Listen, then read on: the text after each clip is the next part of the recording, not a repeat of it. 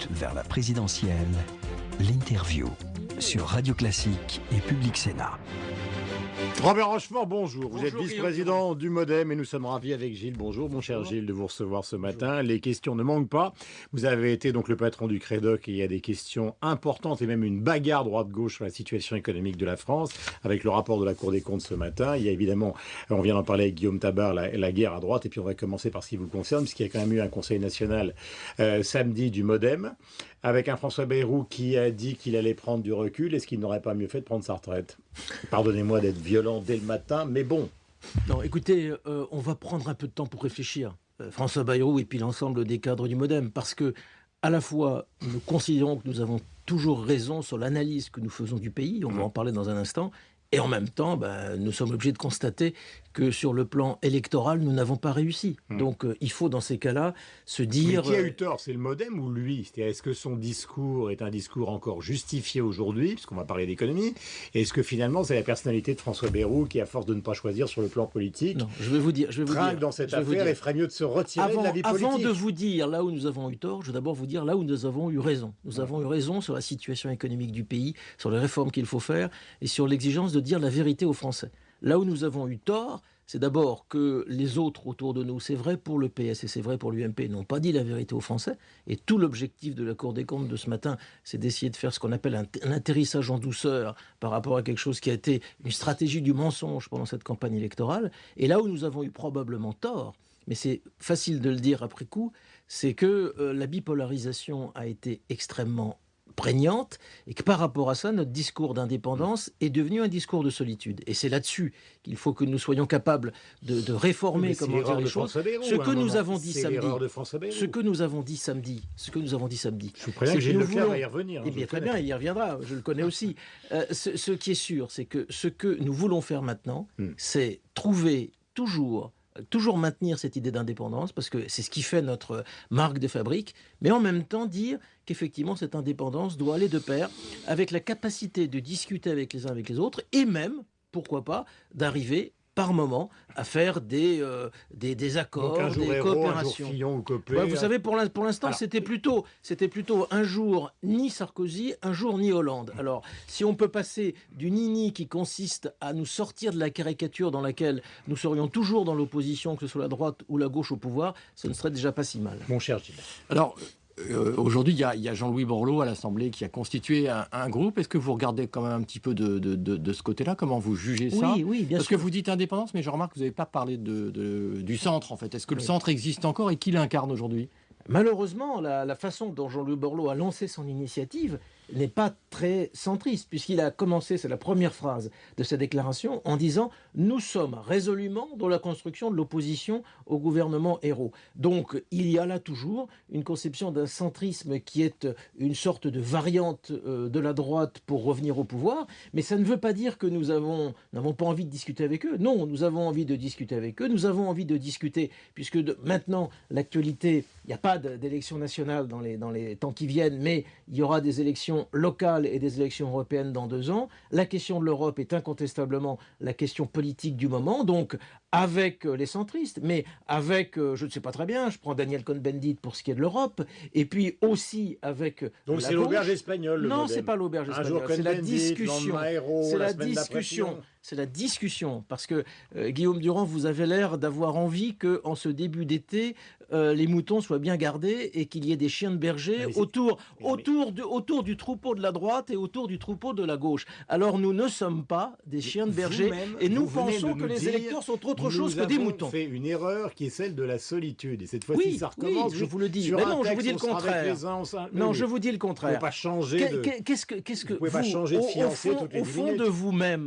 Au fond de vous-même, j'espère que par rapport aux propositions du gouvernement héros, vous aurez cette réflexion de bon sens qui consiste à dire quand ça va, par exemple, le fait de prendre au sérieux, semble-t-il, la question de l'exigence de rétablir l'équilibre des comptes publics. Vous avez vu que Jean-Marc Ayrault semble, et probablement qu'il va le dire demain, semble reprendre la proposition que nous faisions, qui était une proposition que tout le monde considérait comme irréaliste et antisociale, qui est de dire qu'il faut que le budget de l'État soit reconduit à euros courant, c'est-à-dire sans même intégrer l'inflation dans les dépenses publiques. Quand nous disions cela, nous apparaissions comme des doux irréalistes. C'est ce que dit aujourd'hui le gouvernement socialiste. En revanche, et je le dis à cette antenne parce que je crois que ça a du sens, nous sommes très inquiets du fait que le gouvernement Ayrault et François Hollande également semble être dans une logique aujourd'hui d'incompréhension et d'absence de dialogue avec les entreprises, avec les chefs d'entreprise, avec les patrons, que ce soit ceux du CAC 40 ou que ce soit ceux, plus importants encore, les chefs de PME, les artisans. Eh bien, voyez, nous avons des choses à dire à cet égard. Et donc, la rigueur de gauche, telle que vous venez d'un peu de la décrire, de la part de Jean-Marc Ayrault, elle vous convient? Non, ce qui ne nous convient pas vraiment, je dois vous le dire, c'est d'avoir laissé croire aux Français qu'on pouvait échapper à cette rigueur dite de droite pour maintenant faire une rigueur de gauche qui ressemble un tout petit peu à cela. Finalement, nous ne sommes pas sortis de cette culture française qui consiste en politique à ne pas dire la vérité. Vous savez, dans le débat que nous avons avec les Allemands... Aujourd'hui, on a l'impression que le gouvernement l'exprime, cette réalité. Oui, non, mais il y a ce proverbe que l'on dit souvent, on dit que les Allemands ont besoin d'être convaincus et que les Français ont besoin d'être séduits. Alors, il semblerait qu'on les ait séduits en ne leur disant pas la vérité et qu'une fois de plus, on va maintenant être obligé de tenir d'avoir une pratique qui sera différente avec ce discours. Dont acte, si vous voulez me faire dire qu'un certain nombre de propositions trop dépensières des socialistes ne devant pas être appliquées, nous considérons que c'est plutôt une bonne chose, eh bien je vous dis oui. En revanche, je vous dis que l'enjeu stratégique, c'est de redresser notre pays du point de vue économique, pas simplement du point de vue des comptes publics. Et que pour le redresser, ce pays, il faut relancer la production. Il faut, vous vous rappelez ce que nous avions dit sur le produire en France, c'est une chose. Mais il faut surtout avoir la confiance avec aujourd'hui l'ensemble des salariés, mais l'ensemble des patrons de PME et des artisans. Et là, je lance un peu un cri d'alarme. Toutes les rencontres que je peux faire sont très inquiétantes quant à la façon dont aujourd'hui les patrons de PME, les artisans se sentent totalement, incompris, voire matraqués et ne savent pas à quelle sauce d'ailleurs ils seront mangés. Et là je dis au gouvernement socialiste que s'il ne corrige pas le tir, il va avoir des difficultés, il n'arrivera pas à redresser l'économie de notre pays. Vous jugez le sommet de Bruxelles ? Écoutez, c'est un pas sur lequel je ne crache pas sur ce pas. Je pense qu'un certain nombre de questions ont été posées. Je pense qu'effectivement, il était vital qu'il y ait tout de même, ce début d'accord significatif et positif. C'est un répit, c'est évidemment... Pour l'instant, c'est un répit, mais qui ouvre une perspective. C'est évidemment, insuffisant. Mais là, permettez-moi de vous dire que je crois indispensable que tous ceux, en particulier les centristes, qui ont été, le parti, la formation politique qui a le plus soutenu l'Europe, reprennent leur bâton de pèlerin pour dire qu'effectivement, et j'assume le mot, de pas vers le fédéralisme, il n'y aura pas d'issue à la crise de l'Europe sans cette logique fédérale. Et j'ai un rêve qui est que mes petits-enfants, mais en tout cas mes petits-enfants, puissent s'épanouir dans quelque chose qui sera dans quelque temps l'équivalent des États-Unis d'Amérique, qui s'appellera les États-Unis d'Europe, un petit peu différent, avec plus de place aux États-nations malgré tout. Mais je crois qu'il faut que nous reprenions en tout cas ce programme politique-là. Est-ce que vous croyez, sur l'alourdissement fiscal prévu cet été à l'automne, il y a deux positions, c'est anti-économique et confiscatoire à droite, c'est juste à gauche, Pierre Moscovici ayant même dit chez nos confrères de TV5 Monde ce week-end que François Fillon et Valérie Pécresse, qui étaient ministres du budget, se sont foutus entre guillemets, du monde, car ils ont dissimulé un certain nombre de dépenses qui n'étaient pas financées, notamment par exemple la prime de Noël du RSA. Donc sur la question économique, qui dit la vérité ?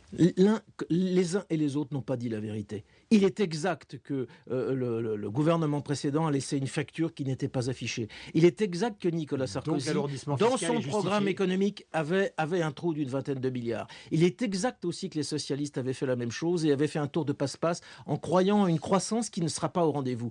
Maintenant, ce que je vais vous dire, oui, il faut de la justice sociale et oui, le gouvernement précédent avait oublié la justice sociale. En revanche, si les socialistes croient que toutes les solutions aux problèmes résulteront de hausses d'impôts, et en particulier de hausses d'impôts sur les entreprises, ils ont tort. C'est aujourd'hui indispensable, mais ça doit aller de pair avec des économies budgétaires significatives. Alors, Jean-Marc Ayrault va probablement annoncer cela demain. On va voir quelle est la ligne d'équilibre qu'il va trouver, parce que tout le problème est là. Quelle est la ligne de cohérence ? Il faut, je suis désolé, des prélèvements supplémentaires. Bon, est-ce que en même temps, vis-à-vis des entreprises, il ne faut ne tenir que ce discours-là ? Je n'en suis pas convaincu.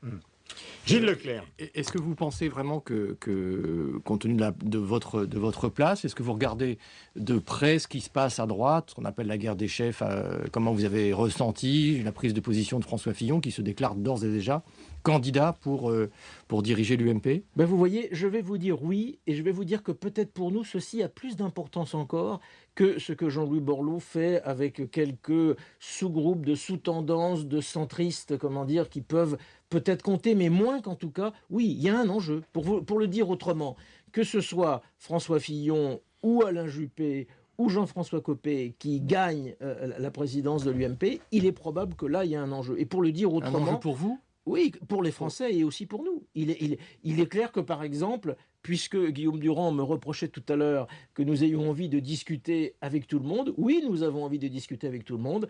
Il est probable avec lequel des trois vous auriez plus de discuter? Il est probable qu'il sera plus facile de discuter. Il serait plus facile de discuter avec François Fillon qu'avec Jean-François Copé. Parce que c'est le premier qui a dit que la France était en faillite? C'est un peu ça? Oh, oui, mais aussi parce que, comment dire, et quand je lis, y compris les déclarations de Jean-François Copé à l'issue de la candidature que certains considèrent comme surprise, ou en tout cas avancée dans le calendrier de François Fillon ce week-end, oui c'est ça, je trouve, si vous voulez, qu'il y a des mots qui sont peut-être des mots inutiles. J'ai l'impression que la façon dont Jean-François Copé dit qu'il ne veut pas un parti de droite qui soit de l'eau tiède, je me demande comment ceci fait écho ou pas à la polémique que nous avons connue sur M. Buisson, sur la fin de la campagne de Nicolas Sarkozy. Vous voyez bien que la droite est toujours à un aiguillage. Si elle prend une option qui est une option plutôt d'affirmation de valeurs, de démarcation, d'opposition, de radicalisme, nous serons plus éloignés d'elle, c'est incontestable. Est-ce que François Bayrou doit prendre sa retraite? J'insiste. Non, je ne le crois pas. Je ne le crois pas parce que, d'abord, c'est assez rigolo puisque vous me parlez de François Fillon et si on prend même Alain Juppé, là, l'un est un petit peu plus jeune que François Bayrou, l'autre est un petit peu plus vieux que François Bayrou. Vous savez, en politique... Je parle sur le plan politique, après des échecs au présidentiel répétés. Oui, mais enfin bon... Attendez, en plus... Je ne suis pas d'accord avec votre mot d'échec. Évidemment, si on considère que dans une présidentielle, sauf à avoir gagné, on a échoué, vous allez évidemment considérer qu'il ne peut y avoir que des échecs. Mais le score de François Bayrou, évidemment en 2007 et même en 2012, veut dire quelque chose. Pour être franc avec vous, je considère qu'on a plus eu un échec aux législatives. En revanche, les présidentielles ont été significatifs. Faire un petit 10% de l'électorat, croyez-moi, ça veut dire marquer le fait que nous soyons une des 5 formations politiques principales du pays. Et pour le dire autrement, Guillaume Durand, s'il y avait une dose de proportionnelle dans notre pays, comme il y en a en Allemagne, comme il y en a dans les démocraties qui sont les démocraties achevées, eh bien, il y aurait aujourd'hui une trentaine, mais il y aurait aujourd'hui une trentaine de députés du MoDem, pour faire simple. Et vous ne diriez pas à ce moment-là que c'est un échec. Merci beaucoup, Robert Rochefort, d'être venu nous voir ce matin sur l'antenne de Radio Classique et de Public Sénat. Gilles, on se retrouve évidemment demain.